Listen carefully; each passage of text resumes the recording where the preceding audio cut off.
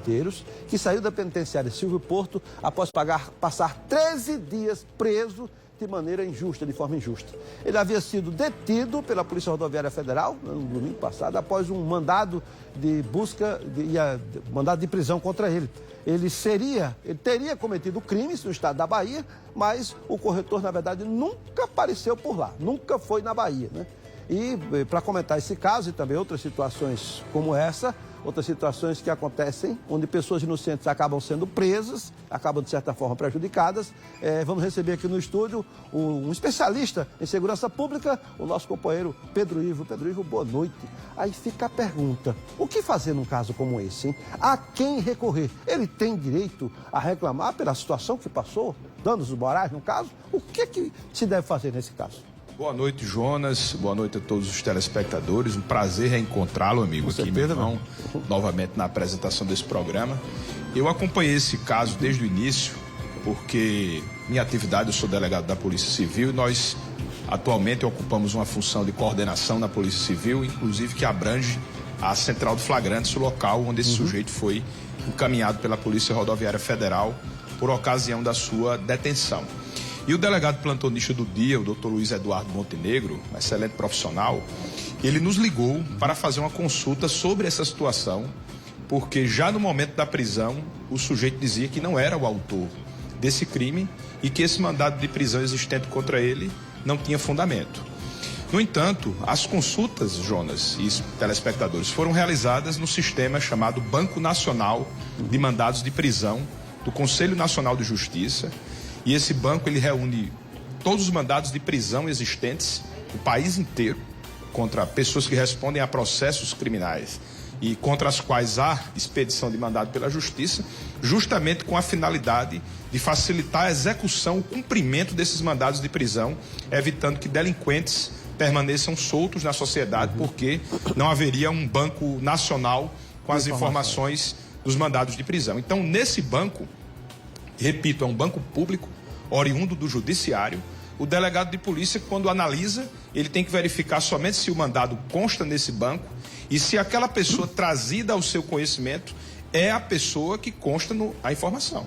Lá constava o nome do sujeito completo, filiação, data de nascimento e todos os dados do sujeito que foi conduzido, Daniel, acredito que é o nome dele, à central de polícia correspondiam àqueles dados que constavam no Banco Nacional de Mandados de Prisão. Ou seja, havia um mandado contra Daniel, oriundo da comarca de Barra do Choça, na Bahia.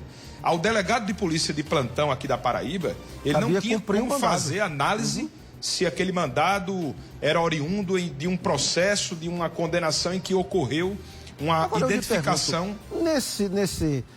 Nesse banco de informação não tem a fotografia da pessoa? Não, vamos lá.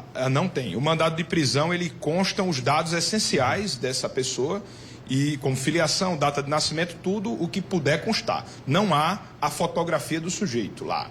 Mas o delegado ainda diligenciou para obter a fotografia do sujeito e viu que havia uma diferença muito grande entre a imagem dessa pessoa que estava sendo conduzida e a pessoa contra a qual havia sido expedido o mandado. Que teria cometido o ato lá na Bahia. Que teria cometido, inclusive, um crime grave, Jonas. Um crime de explosão de caixa eletrônico, um sujeito perigoso, que já estava condenado por esse crime, cumpria pena em um presídio de segurança máxima na Bahia e que se evadiu do presídio em fuga, ou seja, se trata, na verdade, de um criminoso perigoso e que está evadido nesse momento e que muitas vezes não se sabe sequer qual é a sua identidade, já que ele usou documentos de uma outra pessoa para se passar, para responder esse processo. Chegou, inclusive, a ser condenado nesse processo crime. Mas só voltando à minha explicação anterior, o delegado de polícia plantonista, ele agiu de acordo com a lei. Ele cumpriu o mandado de prisão, porque naquele mandado de prisão, repito, constante em uma plataforma pública do judiciário, ele verificou que os dados da pessoa que foi conduzida coincidiam com os dados daquela pessoa contra a qual existia o mandado. Então, ele deu cumprimento. No cumprimento do mandado, nós somos obrigados a apresentar esse preso, Jonas, em até 24 horas para a audiência de custódia.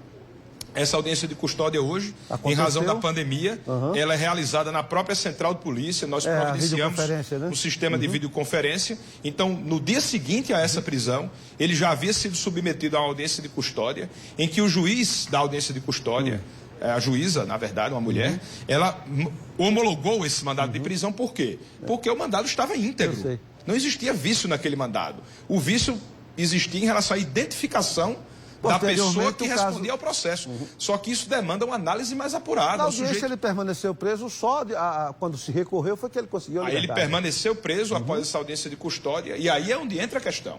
Onde a gente vai entrar um debate aqui que merece uma análise mais profunda. No dia seguinte, a comarca de Barra do Choça, na Bahia, foi comunicada sobre essa prisão e demorou-se 13 dias para se liberar esse sujeito. Aí, realmente, é onde se tem que verificar que o sistema de justiça ele precisa se aperfeiçoar, porque é inadmissível que uma pessoa inocente ela permaneça 1 minuto presa, quiçá 13 dias. Então, há de se discutir aqui, para finalizar essa minha colocação, Jonas, sobre o sistema de identificação do Brasil. Tem que ter mais agilidade, né? Que se crie um sistema nacional de identificação em que a pessoa possa ser verificada a sua digital de maneira eletrônica e não se depender de documentos físicos ou de elementos como identidade. Tecnologia já existe, né? Existe sim, mas precisa alimentar esse banco de dados para se evitar situações como essa e outras em que existem, infelizmente, no nosso país. Tranquilo. Meu irmão, muito obrigado pelas informações, pelo esclarecimento. Valeu, hein? Disponha, Jonas, e a todos os telespectadores. É um prazer participar desse programa. Com toda certeza, Boa meu noite. irmão. Tá aí. Realmente, vocês ouviram a explicação. Infelizmente, o que está no papel tem que ser cumprido. Foi cumprido, mas graças a Deus o rapaz já está solto. Bom, daqui a pouco tem o Jornal da Correio, depois do Cidade Alerta Paraíba, a partir das